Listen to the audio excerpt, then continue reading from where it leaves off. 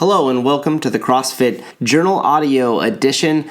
I am your host, Matt, and today we'll be reading Seniors and Kids, written by Greg Glassman of February of 2003. We get email asking about the appropriateness of our program for your kids, but even more concerning your parents and grandparents, our seniors. Let's start with them.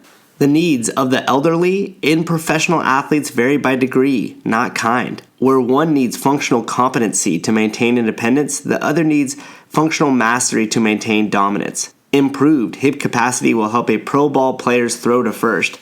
It will also reduce the chances of grandpa falling in the tub.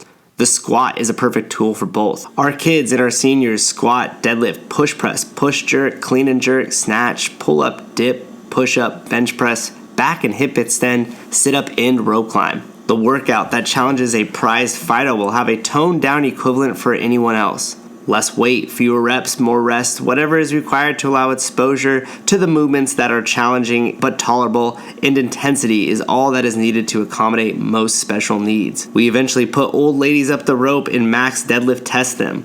They get stronger, their bones become more dense, their postures improve, and their attitudes brighten. 3 movements, the squat, deadlift, and push press, are a starting point with nearly everyone. In the case of the elderly, these movements have functional analogs necessary for independent living. The marginal capacity to stand is another way to look at the squat. At any age, it can be moved away from incapacity and toward greater function. There is nothing at our disposal with greater positive impact on the elderly than effective strength training. Women with osteoporosis can start their weightlifting careers with a broomstick. We work with a woman who came to us originally with reduced bone mass and the inability to lift her 14-pound granddaughter from the floor. She also couldn't stand from a seated position without clawing for the furniture to assist with her arms. She now, 2 years later, has a 70-pound deadlift, but just as important, she also has a better than normal bone density. She can also stand squat from a 10-inch box without hesitancy or cheating. Her results are not unusual. We work with kids in much the same way.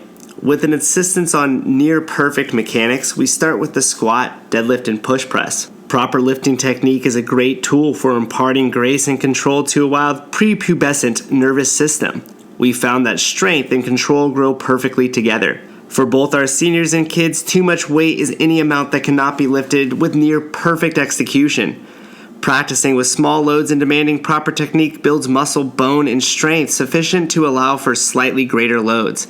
That is the process for everyone. You have just listened to Seniors and Kids, written by Greg Glassman of CrossFit.com. Thanks so much, guys, for listening. I hope you've enjoyed today's episode. As always, if you have any questions or comments or articles that you would like to see in the future, please feel free to hit me up on Instagram at Matthew Souza. All right, guys, thanks so much for listening, and we'll catch you next time.